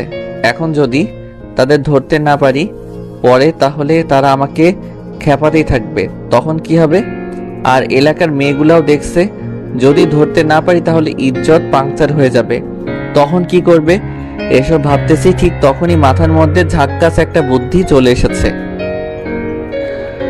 চোর চোর, আমার টাকা চুরি করে পালাচ্ছে, কেউ ধরো। যখনই কথাটা বলেছে এলাকার বইরা থেকে শুরু করে সবাই তাদের পিছু নিচ্ছে। একজন দেখি চাইনিজ কুড়াল নিয়ে বার হয়েছে, মনে হচ্ছে আজ ধরতে পারলে তাদের কুচি কুচি করে কাটবে। আমি সবার পিছে পড়ে গেছি, সবাই আগে আগে ছুটতেছে। এক চাচার কথা, বেটা দিনের বেলায় চুরি করো, ধরতে পারলে হাত কেটে দেব। আরেকজন বলে, আমি ওদের সারাদিন বাজারের মধ্যে কান ধরিয়ে দাঁড় করিয়ে রাখবো। আমি ওদের 3 জনের পিছনে দৌড়ানো বাদ দিয়ে বাসার দিকে যাচ্ছি। এলাকার লোকেরাই তাদের সামনে নিবে। আমার সাথে মশকরা করার মজা এবার হাড়ে হাড়ে টের পাবে। বাসায় এসে দেখি বাড়ি অন্ধকার, কাউকে কোথাও দেখতে পাচ্ছি না। মা, ও মা, কোথায় তুমি? বাড়িতে আলো নাই কেন? এই তো বাবা, আমি রুমে। লাইনের কোথাও সমস্যা হয়েছে, তাই সন্ধ্যা থেকে আলো জ্বলছে না। আচ্ছা, আমি ঠিক করছি। না না, তোকে কিছু করতে হবে না। আমি কারেন্ট লাইন ঠিক করা মানুষের খবর পাঠিয়েছে, ওরা ঠিক করে দিয়ে যাবে। ঠিক আছে, কিন্তু ক্ষুধা লাগছে, খাবো কি করে? একটু দাঁড়া, মোমবাতি আনতেছে। তারপর খেয়ে দিয়ে রুমে শুতে গেছি। অনেকক্ষণ হলো, এখনো লোক আসেনি। হয়তো কোনো সমস্যা হয়েছে, কাল ঠিক করে দিয়ে যাবে। আরিয়ার বিয়ে পাচ্ছে ভেবে ঘুমও আসছে না। একটা মুভি দেখলাম, হঠাৎ মনে হলো কিছু হাঁটার আওয়াজ পাচ্ছি। ঘড়িতে তখন 11:55 বাজে। এত রাতে বাড়িতে কে আসলো? মা বাবা তো ঘুমাচ্ছে, তাহলে কি চোর? আমি তাড়াতাড়ি শব্দটা অনুসরণ করছি, দেখি ছাদের দিকে চলে গেল। আমিও ছাদের দিকে যাচ্ছি। হঠাৎ মনে হলো ছাদের দিক থেকে আবার কেউ আসছে, কিন্তু চুরি করে ছাদ দিয়ে পালাচ্ছে না তো? মা কি করে, ছাদের গেটটা লাগাবে না? কি কি যে চুরি করছে তার ঠিক নাই। আজ চোরের একদিন কি আমার একদিন। ছাদের সিঁড়ির উপর দেখি কেউ আসছে। চোরের আজ শিক্ষা দিয়ে ছাড়বো। ইয়ালি বলে পিটাতে শুরু করেছি, কোনো কথা নাই, শুধু কিল ঘুষির শব্দ। দেখি ছাদের দরজা দিয়ে আরো কেউ আসছে, তখন তাকেও শুরু করেছি। চোরের শিক্ষা আজ হবে। মারের শব্দে চোরের চিৎকারে মা বাবা চলে এসেছে। হঠাৎ দেখি আলো জ্বলতেছে, আর নিচে আমার বন্ধুরা পড়ে আছে। তাদের চোর মনে করে পিটিয়েছি। তোরা এখানে কি করে? মামার পর জিজ্ঞেস করেছিস আগে করতে কি হয়েছিল? আমি তাদের উঠাতেই এরা আমাকে ছাদে নিয়ে গেল, আর ছাদে আলোর ঝিকিমিকি ছড়াতে লাগলো। একটা পটকা আকাশের দিকে উঠে ফেটে গেল, আর লেখা উঠলো হ্যাপি বার্থডে। আমি তো চমকে গেছি। আমার জন্মদিন সেলিব্রেট করি না, তাই মনেও নেই, কিন্তু আজ এসব দেখে অনেকটা চমকে গেছি। কথা বলার ভাষা হারিয়ে ফেলেছি। আমি আমার বন্ধুদের জড়িয়ে ধরে বললাম, তোরা আমার জন্য এত কিছু করেছিস। কি দুঃখে তোর জন্য এসব করতে যাব? তাহলে পেছনে দেখ, ওই কি করছে। পিছনে তাকিয়ে দেখি নীল শাড়ি পরে আরিয়া দাঁড়িয়ে আছে, চোখে কাজল, একদম নীল পরি মতো লাগছে। মনে হচ্ছে এইভাবেই সবসময় তাকিয়ে থাকি। এইভাবে তাকিয়ে কি দেখছো ছোট ভাই? চুচু করে তখন বেলুনের বাতাস বের হবার মতো আমার বাতাসও বেরিয়ে যাচ্ছে। ছোট ভাই, মন খারাপ কেন? তোমার জন্য এত কিছু প্ল্যানিং করেছি, আর মন খারাপ করে আছো? সব আপনার প্ল্যানিং? হ্যাঁ, আমার ছোট ভাই। কয়বার বলছি আমাকে ছোট ভাই বলবেন না? বলবো, 100 বার বলবো ছোট ভাই। হুর, থাকেন আপনার ছোট ভাই নিয়ে, আমি গেলাম। আরে আরে, কই যাও? ঘুমাতে। আমরা তো কষ্ট করলাম, আর তুমি এখন ঘুমাতে যাবে? ছোট ভাই না করলে থাকবো। ঠিক আছে, এমন করব না ছোট ভাই। আবার সরি, এই নাও তোমার বার্থডে গিফট। পাঞ্জাবি? এটা আপনার বিয়ের জন্য কিনেছিলেন যে? আরে ধুর বোকা, তোমাকে চুপ করাকে এমনি বলছি। তাই? হ্যাঁ, এখন পাঞ্জাবিটা জলদি পরে চলে এসো। তারপর আমি পাঞ্জাবি নিয়ে পড়তে আমার রুমে চলে গেলাম। আমি পাঞ্জাবি পরে ছাদে গেলাম। এতটুকু সময় আরিয়ার বাবা মা ভাই চলে এসেছে। 3 বন্ধু, আরিয়ার পরিবার আর আমার বাবা মা, একটা ছোটখাটো পার্টি। নীল পাঞ্জাবি আমি আগে পরিনি, আজ প্রথম, তবে দেখতে ভালোই লাগছে মনে হয়। আমি ওখানে যেতে আরিয়া এসে পাশে দাঁড়ালো আর আমার বন্ধুরা হা করে তাকিয়ে আছে। মনে হচ্ছে তাদের মুখের মধ্যে ঢুকে যাই। দোস্ত, তোদের হেভি লাগছে। আমার বন্ধু বলল, ভালো জিনিস তো ভালো লাগবেই। তোর খালি উল্টা ভাবনা। কথা উল্টা ভাবা যায়? চুপ কর, এদিকে আয়। তারপর কেক কেটে বার্থডে পালন করলাম। সেদিন রাতে অনেক মজা করেছি, অনেক সারপ্রাইজও হয়েছি। আর তখনকার সবচেয়ে দেখার মতো ছিল আরিয়া। নীল শাড়ি, চোখে কাজল, একদম নীল পরীর মতো লাগছে। আমার কাছে রাতটা অনেক স্মরণীয় হয়ে থাকবে। আমি ভেবেছিলাম পাঞ্জাবিটা অন্য কাউকে দিবে, বাট আমাকে দেয়ায় অনেক খুশি খুশি লাগছে। পরের দিন আমার এক বন্ধুর আত্মীয় মারা যায়। তার সাথে আমরা 3 বন্ধু যাই অনেক দূরের পথ। সেখানে গিয়ে লাশ কবর দিতে দিতে অনেক রাত হয়ে যায়। সেদিন আর বাসায় ফেরা সম্ভব না, সে রাত ওখানেই থেকে যাই। আমাকে এখানে থাকতে একদম ভালো লাগছিল না। বাড়িতে থাকলে আরিয়ার সাথে ঝগড়া করলেও তাকে দেখতে পেতাম, আর এখন দেখতে পাচ্ছি না। একদম মন বসছে না এখানে। কেমন অস্থির লাগলে, প্রেমে পড়লে হয়তো এমনই ফিলিংস হয়। তার কথা বারবার মনে হবে, অস্থির লাগবে, তাকে দেখতে মন চাইবে, মনে হবে তার সাথে একটু কথা বলতে পারলে হয়তো আমারও এমন হচ্ছে। কি দোস্ত, এত অস্থির কেন? কোথায় অস্থির? বুঝতেই পারছি কেমন করছিস, কোনো কিছুতে মন বসাতে পারছিস না। এমনিতেই ভালো লাগছে না। আরিয়াকে মনে পড়ছে? এখানে আরিয়ার কথা কেন আসলো? যাকে ভাবছিস, যার জন্য অস্থির, তার কথা তো আসবেই। তোর এত ভাবতে হবে না, তুই চুপচাপ থাক। তোর সাথে কথা বলাই বেকার। তাহলে বলিস না। রাগ করে চলে গেল। কোনো মতে রাত পার করছি, স্বপ্নেও আরিয়াকে দেখছি। এই রোগ যার হয় তার যে কি সমস্যা, কোনো মেডিসিন নাই, মরবেও না আবার সুস্থও থাকবে না, মধ্যব্যাধি একটা। পরের দিন বাসায় আসব, সেদিনও একটা দরকারে বাসায় আসা হলো না। 2 দিন অনেক কষ্টে কাটিয়েছি। মনে হচ্ছে 2 দিন 48 ঘন্টা হয়ে গেছে। তবে বাড়িতে ফিরছি, এতে অনেক আনন্দ লাগছে যে আরিয়াকে দেখতে পাবো। মুস্কি হাসছিস কেন? আমার এক বন্ধুর কথায় তার দিকে তাকালাম। কথা ঘোরাতে বললাম, কাল কার্টুন দেখছি, সে কথা মনে পড়ছে আর তাই হাসি পাচ্ছে। আচ্ছা, আমরা কি ফিডার খাই? খেতেও পারিস চুপি চুপি। তোর সব কথা দেরি করে নেওয়া লাগে। কথা তো সোজা পথেই যায়, বিজ্ঞান তো সেটাই বলছে। আর্টসের ছাত্র, তুই বিজ্ঞানের কি বুঝিস? আরে তোর মতো উল্লুকে পরিচালনার বিজ্ঞান জানি। সাগর, ভালো হবে না। কি করবি? আরিয়াকে তোর অতীত বলে দিব। তো আমি কি করব? ঠিক আছে, বলবো নি। আমি তার কথা ভাবছি। অতীত জীবনে একটা পুলিশ সুপারের মেয়েকে পছন্দ করতাম। মেয়েটা অনেক সুন্দর ছিল, কিন্তু জাদরেল ছিল জানতাম না। একদিন সেজে গুজে একদম নায়ক সেজে প্রপোজ করছি। তখন আমাকে তার বন্ধুদের সামনে কান ধরে উঠবস করাইছে।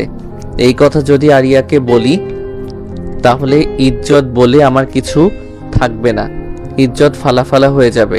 হৃদয়, তোর আবার কি হলো? চকলেট খাবি? আমি ছোট নাই যে খাবো। তাহলে কি খাবি? আচ্ছা, তুই হঠাৎ জামাই আদর করতে চাচ্ছিস নিজে থেকেই, বাট কেন? তুই আমার কত ভালো বন্ধু, তোর মতো বন্ধু আর একটাও নাই। আমার কথা শুনে হাঁ করে আমার দিকে তাকিয়ে আছে। কার মুখে কোন কথা শুনছি? আমার মুখে শুনছিস। কিন্তু কেন? আরিয়াকে আমার অতীতের কথা বলিস না। ও এই ব্যাপার, তাই বলি কার মুখে কি কথা। আমার ইজ্জতটা রাখিস দোস্ত। পারবো না। ঠিক আছে, তাহলে আমিও সামিয়াকে বলবো তোকে একটা মেয়ে পাবলিক প্লেসে থাপড়াইছিল। তোর মনে আছে? থাকবে না কেন? কেন থাপড়াইছে তাও মনে আছে। দোস্ত চুপ কর, ওই কথা বললে স্বামী আমাকে থাপড়াবে। এক শর্তে বলবো না। কি শর্ত? তুই আরিয়াকে কিছু বলবি না, আমিও তাহলে সামিয়াকে কিছু বলবো না। ঠিক আছে, রাজি। ওকে। তারপর নিশ্চিন্ত মনে বাড়িতে আসতেছি। বাড়িতে এসে দেখি বাড়িতে কেউ নাই। বেল দিয়ে দিয়ে দরজা খুলছে না। আমি ফোন বের করে মাকে ফোন দিলাম। মা, কোথায় তুমি? আমি বাড়ির বাহিরে দাঁড়িয়ে আছি। আমি তোর বাবা আরিয়ার বাসায় আছি। ওখানে কেন? কারণ আছে, তুই এখানে আয়। আচ্ছা। ফোনটা রেখে আরিয়ার বাড়িতে গেলাম। তো আমার বাবা মা সহ আরিয়ার কয়েকজন আত্মীয় এসেছে দেখছি।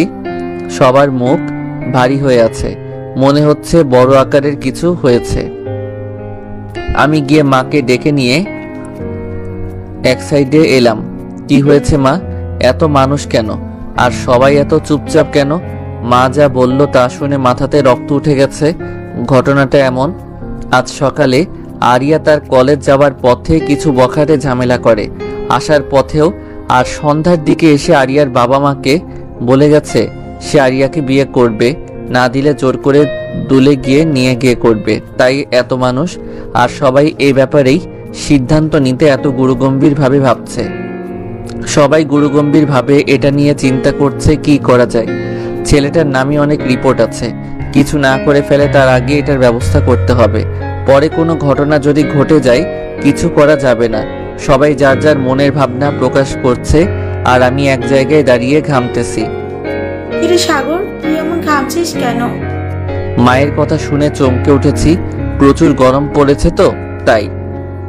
তোর মাথা ঠিক আছে? মাথায় দিয়ে বললাম ঠিকই তো আছে। মাথার উপর ফ্যান চলতেছে আর তোকে গরম লাগছে? গরম মনে হয় আমার উপর রাগ করেছে। কি সব যাতা বলছিস? কি হয়েছে তোর? কি করে বলি? আরিয়ার বিয়ের চিন্তা করছে সবাই। আমার মনের ভিতরে তখন খরার মৌসুম শুরু হয়ে গেছে। কিছু না, বড়দের সবার কথাতে একটা কথা বুঝলাম, আরিয়ার বিয়ে দিতে হবে, না হলে সমস্যা। এখন কার সাথে দিবে এটাই ভাববার বিষয়, কারণ বেশি দেরি করা যাবে না। কিছু ঘটার আগেই সব কাজ শেষ করতে হবে। আরিয়ার মন খারাপ, তার কত স্বপ্ন ছিল সে একদিন ডাক্তার হবে, মানুষের সেবা করবে, কিন্তু তা আর হবে না একটা বখাটের ভয়ে। তাই বলে এত তাড়াতাড়ি বিয়ে দিবে? খুব কান্না করতে ইচ্ছা করছে আরিয়ার। সবার সিদ্ধান্ত হলো আরিয়ার মামাতো ভাইয়ের সাথে তার বিয়ে হবে। এটা শুনে আমার বুকে চিনচিনে ব্যথা অনুভব করতে পারছি। মনে হচ্ছে দিলটা বুকের ভিতর থেকে লাফ দিয়ে বেরিয়ে ফ্যানের সাথে লটকে যাবে। আমার আর এখানে থাকা সম্ভব না। যাকে ভালোবাসি তার বিয়ে অন্য কারোর সাথে হবে শুনে কি করে থাকি? কেউ থাকতে পারবে না। আমি আমার বাড়িতে চলে এলাম। এসে বাথরুমে ঢুকে অনেকক্ষণ গোসল করলাম। আমার যখন মন খারাপ থাকে বা কষ্ট পাই তখন অনেকক্ষণ গোসল করি। গোসল করে বেরিয়ে ছাদে চলে গেলাম। আকাশ ভরা তারা, সাথে থালার সমান চাঁদ, কিন্তু আমার কাছে তখন পুরো আকাশ অন্ধকার দেখাচ্ছে। মনে হচ্ছে চারিদিকে অন্ধকার। আমার কাছে সামনে এগিয়ে যাওয়ার রাস্তা নাই। যা হচ্ছে তা নীরবেই মেনে নিতে হবে। মনের গহীনে এখন ভাবনার দুয়ারে চলে গেছি। সে ভাবনা রোবটিক, কোনো শব্দ নেই, নিস্তব্ধ এক পরিবেশ। হঠাৎ শরীরে ঝাঁকুনি অনুভব করলাম। তাকিয়ে দেখি মা দাঁড়িয়ে কি যেন বলছে। আমি শুনতে পাচ্ছি না। আচ্ছা, আমি কি মরে গেছি? শুনতে পাচ্ছি না কেন কিছু? গালের উপর ঠাস করে একটা শব্দ হলো। এবার সব শুনতে পাচ্ছি। তার মানে বেঁচে আছি। আমাকে মারলে কেন? কতক্ষণ থেকে কথা বলছি, যা বলছি তা শোনা বাদ দিয়ে আবার ভাবনা জগতে যাচ্ছিস। আমি মরে গেছি না বেঁচে আছি তা ভাবছিলাম। আর একটা থাপ্পড়। ব্যথা লাগছে? তাহলে বেঁচে আছিস? এবার নিচে চল। নিচে যাব না। অন্ধকার আকাশ দেখতে ভালো লাগছে। আকাশে চাঁদ নেই, তারা নেই, কত সুন্দর। মা আমার দিকে অবাক চোখে তাকাচ্ছে।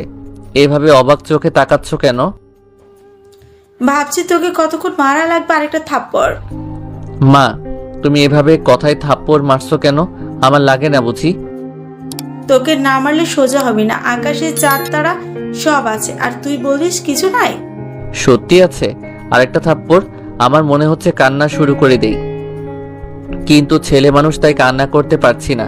একটু স্যাড মুডে থাকতে চাই, তাও থাকতে দিবে না। আমি না হয় কষ্টটা ওইগুলো বলেছিলাম, তাই বলে এত মারা লাগবে?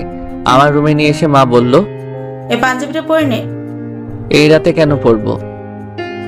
আরিয়ার বিয়ে আজ রাতে, তার বিয়ের অনুষ্ঠানে কি এভাবে যাবে? আজকেই বিয়ে? হ্যাঁ আজকে। আমি যাব না, তোমরা যাও। কেন যাবি না? এমনি। আরেকটা থাপ্পড়? এইবার যাবি না আরো দিব? ব্ল্যাকমেইল করছো তাই যাচ্ছি, না হলে যেতাম না। তাড়াতাড়ি রেডি হয়ে নে। বলে মা রুম থেকে বের হয়ে গেল। আমি মনের দুঃখে ছাদে একা একা দাঁড়িয়েছিলাম, বাট মা চাই দুঃখটা আরো বেশি হোক, তাই জোর করে নিয়ে যাচ্ছে। মনের সব কষ্ট নিয়ে রেডি হলাম। তারপর মায়ের সাথে আরিয়ার বাড়িতে গেলাম। বিয়ের সব আয়োজন শুরু হয়ে গেছে। সবার মনে তখন একটু হলেও খুশি বিরাজ করছে, আর আমার মনে কষ্টের নদী বয়ে যাচ্ছে। না, কাউকে বলতে পারছি না, কাউকে বুঝতে পারছি। আমি গিয়ে একপাশে দাঁড়িয়ে আছি, কেউ আমার সাথে কোনো কথা বলছে না। আমি মনে মনে একটু শান্তি পেলাম। যাই হোক, কষ্টের দিনে একা চুপচাপ তো থাকতে পারছি। সব আয়োজন শেষ। আরিয়াদের পরিচিত কয়েকজন লোক এসেছে, আর প্রতিবেশী কয়েকজন। আরিয়াকে সাজিয়ে নিয়ে আসা হচ্ছে। নীল বেনারসি পরে তাকে নীল পরীর মতো লাগছে। চোখে কাজল, চোখের দিকে তাকালে যে কোনো ছেলে ঘায়েল হয়ে যাবে। আচ্ছা, আমি খুশি হচ্ছি কেন? এই সাজে তো আরিয়া অন্যের ঘরে চলে যাবে, তাহলে তো কষ্ট পেতে হবে আমাকে। মনটা খারাপ করে অন্যদিকে তাকালাম। আরিয়াকে দেখব না, কিন্তু ওই যে ছেলের মন কুত্তার লেজের মতো, হাজার দড়ি দিয়ে বাঁধলেও সোজা হয় না, তেড়ি তেড়িই থাকে।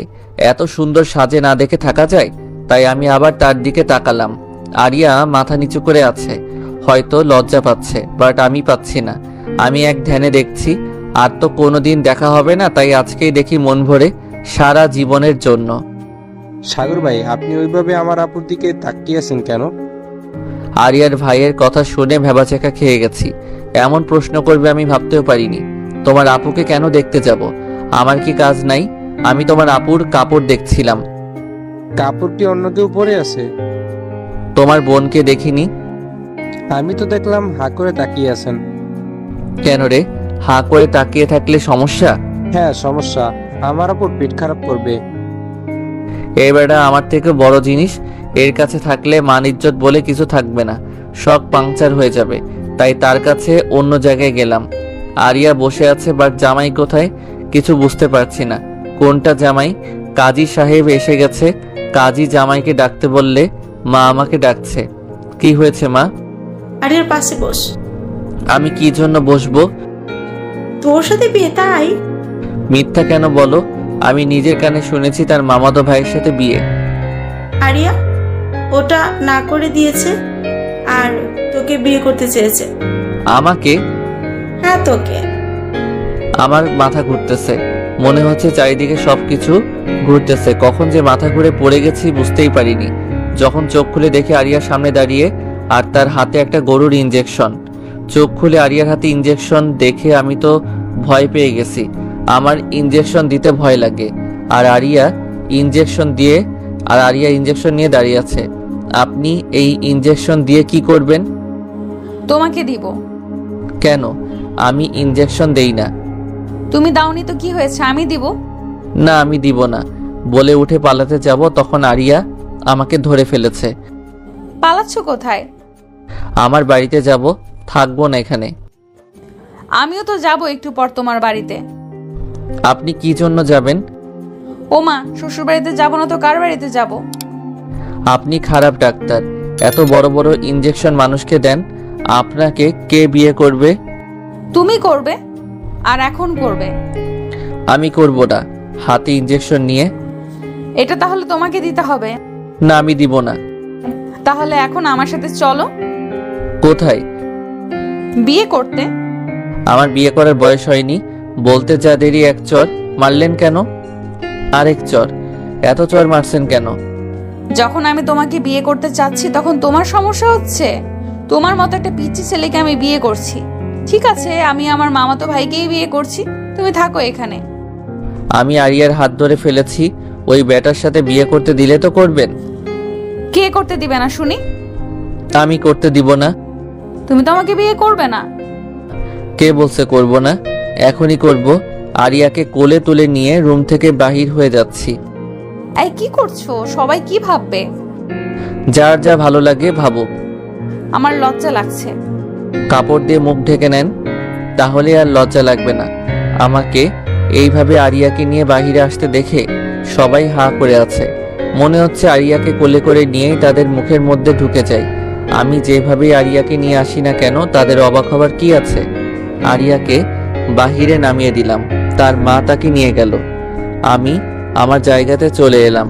কাজী সাহেব তার কাজ আরম্ভ করলো। যখন কাজী সাহেব কবুল বলতে লাগলো তখন দুনিয়ার সব কথা মাথার মধ্যে ঘুরছে। সাগর, তোর স্বাধীন জীবন শেষ। আজ থেকে বাহিরে বেশি ঘুরতে পারবি না, কোনো মেয়ের দিকে তাকাতে পারবি না, কাউকে ভালো লাগতে পারবি না। কোথায় কি করছিস সব কৈফিয়ত দিতে হবে। যেখানে যাবি সেখানেই বউকে বগল দাবা করে নিয়ে যেতে হবে। আর তুই বেশি তেড়িবেড়ি করলে তোকে গরুর ইঞ্জেকশন দিবে, তোর জীবন তামা তামা হয়ে যাবে। বিয়ে শাদী করে যে অকালে মরে সে। এসব কথা মাথার মধ্যে ঘুরছে। বিয়ে যদি না করতে চাই তাহলে 3-4টে ইঞ্জেকশন একবারে দিবে। ইঞ্জেকশন খাওয়ার থেকে বিয়ে করাই ভালো। তাই কবুলটা বলে দিলাম। অন্য বিয়েতে মেয়ে মানুষ দেরি করে বলে, বাট আমার বিয়েতে আমি দেরি করে বলেছি। আরিয়া তো 4G স্পিডে কবুল বলছে। আমি এখন থেকে ডাবল। আমি আমার বন্ধুদের ফোন দিয়ে কান্না শুরু করলাম। কিরে সাগর, কান্না করছিস কেন? দোস্ত, চাকরিটা চলে গেল তাই। চাকরি? কিসের চাকরি? কি করে গেল? ওই যে সিঙ্গেল গ্রুপের সভাপতি ছিলাম সেটার নাই রে। নাই কেন? বিয়ে করছি। কাকে? আরিয়াকে। একবারও বললি না? মিথ্যা কথা কেন বলিস? কই মিথ্যা বললাম? মাত্রই তো বললাম বিয়ে করছি, আর বলছিস বলিনি। বিয়ের আগে কেন বলিসনি? বিয়ের আগে আমার বিয়ে আমিও জানতাম না। তাহলে যখন জানলি? বিয়ের পরে। ফাজলাম করিস? না না, তুই রাখ। এখন বউয়ের সাথে রোম্যান্স করতে হবে বলেই ফোন কেটে দিয়েছি। তারপর আরিয়াকে তার বাড়ি থেকে আমার বাড়িতে নিয়ে আসলাম। আসার সময় আরিয়ার সাথে একটাও কথা হয়নি। বাড়িতে এসে আমার রুমে ঢুকতে যাব, কিন্তু দরজা খুলছে না। বাহির থেকে লক করা ছিল, সেটা খুললাম, বাট দরজা খুলছে না। ভেতর থেকে লক হয়েছে মনে হয়, কিন্তু ভিতর থেকে লক হলো কি করে? ভূত টুত ঢুকেনি তো? প্রথম দিনেই আমার রুমে ভূত। এখন কি হবে আমার? আরিয়া পাশে দাঁড়িয়ে। না পারছি পালাতে। বউ না হলে কখন পালাতাম। বউ বলে ভূতের কাছে রেখে পালাচ্ছি না, আবার থাকতেও পারছি না ভয়ে। কি করি এখন? ঘরের মধ্যে ঘুটঘাট শব্দ হচ্ছে, কেমন অল্প হাসি শব্দ পাচ্ছি। আজকে আর রক্ষা নাই। গল্পে পড়েছি রাজকুমারীদের ভূতেরা ভালোবাসতো, আর তাদেরকে যারা মারতে পারত তারা রাজকুমারীদের বিয়ে করত। আমি তো বিয়ের আগে কাউকে মারিনি, তাহলে কি বিয়ের পরে ভূত এসে হাজির হলো? এখন কি করি? পালাবো? পালানোর জন্য প্রস্তুতি নিচ্ছি। এমন সময় দরজা খুলে গেল। দরজা খোলা দেখে আমি আরিয়ার কোলে উঠে গেছি। দেখি আমার বন্ধুরা বের হচ্ছে রুম থেকে। তোরা আমার রুমে কি করছিলি? তোর বিয়ে আর আমরা আসবো না? বল, এটা হয়? তোরা সত্যি আমার বন্ধু তো? কেন, কি মনে হচ্ছে? ভূত মনে হচ্ছে? আমরা জীবন্ত মানুষ। তুই ভাবের কোল থেকে নাম। বেচারি হাঁপিয়ে গেছে, এই চিকন শরীর নিয়ে তোকে ধরে আসে। আমি বউয়ের কোলে আছি না, আমার কোলে। তোর কোলে থাকলে আমি এই পার কেন? তাকিয়ে দেখ কোথায় আছিস। তাকিয়ে দেখি আরিয়া আমার দিকে তাকিয়ে আছে আর রাগে ফুঁসতেছে। আমি আরিয়ার কোল থেকে নেমে তাকে নিয়ে ঘরে গেলাম। দেখি পুরা ঘর সাজানো। এই ঘর আবার কে সাজালো? আমরা সাজিয়েছি। আমার বন্ধুদের কথা শুনে পিছে তাকাই। আমার বিয়ের কথা তোদের কে বলছে? তোর মা। আর আমরা এসে ঘর সাজানোতে ব্যস্ত ছিলাম, তাই তোর বিয়েতে যেতে পারিনি। আর আমাকে বললি কেন তোদের বলিনি? বলে তাদের তাড়ানি দিছি, আর ওরা পালিয়েছে। বিয়ে বাড়ির সব কাজ সম্পন্ন। এখন ঘুমানোর সময়। আমি বন্ধুদের সাথে আড্ডা দিয়ে খেয়ে রুমে গেলাম। দেখি আরিয়া মাথায় ঘোমটা দিয়ে বেডে বসে আছে। আমার বুকটা কাঁপতেছে। বিয়ে তো জীবনের প্রথম করছে, আবার সিনিয়র মেয়েকে। আজ থেকে আমার একার বেডরুম আরেকটা মেয়ের সাথে শেয়ার করতে হবে। আমি আরিয়ার পাশে গিয়ে দুরু দুরু বুকে নিয়ে বসেছি। অনেকক্ষণ কোনো কথা বলিনি, চুপচাপ ছিলাম দুজনে। কারো মুখে কোনো কথা নাই। প্রথম বিয়ে, তাও সিনিয়র মেয়েকে করলে এমনই হয়। আপনার ঘুমটা একটু সরান। কোনো কথা নাই। কি হলো, কিছু বলছেন না যে? তোমার বউয়ের ঘুমটা তুমি সরাবে না, আমি কেন সরাতে যাব? বউয়ের ঘুমটা স্বামী সরায়? তো অন্য করে সরায় নাকি? আমি এর আগে বিয়ে করিনি তো, তাই জানি না। আমি কি আগে বিয়ে করছি? জানা মতে না। তাহলে আমি কি করে জানলাম? আপনি মনে হয় বিয়ে করছিলেন আগে। আরিয়া ঘোমটা ফেলে আমার দিকে রাগে কটমট করছে, আর একটা ইনজেকশন বের করেছে। এটা আবার এখানে কেন? তোমার মতো ফাজিলকে ঠিক করার যন্ত্র এটা। আমি কি করছি? আমি আগে বিয়ে করছি, এটা কে বলছে? আমি বলেছি। তাহলে ইনজেকশন কাকে দিব? আপনাকে দেন। শুনেছি বউ কষ্ট পেলে স্বামীকে লাগে, আর স্বামী কষ্ট পেলে বউকে লাগে। আল্লাহ গো, আমি আমি কাকে বিয়ে করেছি গো? কাকে আবার? সাগরকে। তোর একদিন কি আমার একদিন? বলেই আরিয়া আমাকে বিছানায় ফেলে দিয়েছে, আর আমার উপর ইনজেকশন নিয়ে বসে আছে। আরে আরে, কি করছেন এটা? তোর ফাজলামও দূর করব। সি সি সি, জামাইকে তুই বলছে? তোর জামাইয়ের গুষ্টি বেচি। তুই আর ফাজলামো করবি না? তুই আর ফাজলামো করবি বল? করলে কি হবে? এই গরুকে দেওয়া ইনজেকশনটা এখন তোকে দিব। না না, এটা করবেন না, আমার ভয় লাগে। তাহলে বল, আর ফাজলামি করবি? আর করব না ফাইজলামো। আমার সামনে কান ধরে উদ্বস কর। পারবো না। দিব ইনজেকশন? না না, করছি। শালা বিয়েটাই করা ভুল হয়েছে। বাসরাতে কোথায় রোম্যান্স করব? না, কান ধরে উঠবস করাচ্ছে। 30 বার করার পর আরিয়া থামতে বলল। থামো, এখানে এসো। কি? আমার ক্ষুধা লাগছে, খাবার নিয়ে এসো। রাতে খাননি? না, সেদিকে কি কারো খেয়াল আছে? আমার কাছে। আপনি বসেন, আমি নিয়ে আসছি। এরপর আরিয়ার জন্য খাবার নিয়ে আসলাম। রুমে ঢুকে দেখি কেউ নাই, ফাঁকা ঘর। আমার বউটা আবার পালায়নি তো? কি সব ভাবছে আজে বাজে। আরিয়া বাথরুম থেকে বের হলো কাপড় চেঞ্জ করে। বিছানাতে বসে অর্ডার শুরু। এখন খাইয়ে দাও। আমি আগে পিছে তাকাচ্ছি। আগে পিছে কি দেখো? দেখতেছি কাকে খাইয়ে দিতে বললেন? তোমাকে বলেছি। আমি জীবনে কাউকে খাইয়ে দেইনি। তো কি হয়েছে, এখন আমাকে দিবে? তারপর আরিয়াকে খাইয়ে দিতে লাগলাম। বিয়ের প্রথম দিনেই এত কিছু করছে, বাকি জীবনে কি করবে তার ঠিক নাই। আরিয়াকে খাওয়ানো শেষ করে বাথরুমে গিয়ে আমিও কাপড় চেঞ্জ করে আসলাম। দেখি আরিয়া বসে আছে। আমাকে দেখেই বলল, এখানে বসো। আমি গিয়ে আরিয়ার পাশে গিয়ে বসলাম। আজ থেকে তুমি আমাকে তুমি করে বলবে, আর আপনি করে নয়। ঠিক আছে, তুমি করে বলবো। কোনো মেয়ের দিকে তাকাবে না, কারোর সাথে ফাজলামো করবে না, আর যত মেয়ে বন্ধু আছে সব বাতিল। এত কিছু আজ থেকেই? আজ থেকে মানে এখন থেকে। ঠিক আছে, আমার সিনিয়র বউ যখন বলেছে তখন রাখতেই হবে। এই তো গুড জামাই। এত কিছু শুনবো, তার বদলে আমি কি পাবো? কি পাবে? এই নাও, প্রতিদিন পাবে তাহলে। বলি আমাকে বিছানায় ফেলে দিয়ে আমার বুকের উপর মাথা দিয়ে আছে। আজ থেকে তুমি আমার সম্পত্তি, সো তার দেখভাল আমাকেই করতে হবে। বলেই আমার ঠোঁটে তার ঠোঁট লাগিয়ে দিছে। আরো জানার জন্য বসে আছেন নাকি? কারেন্ট অফ হয়ে গেছে, সংযোগ বিচ্ছিন্ন।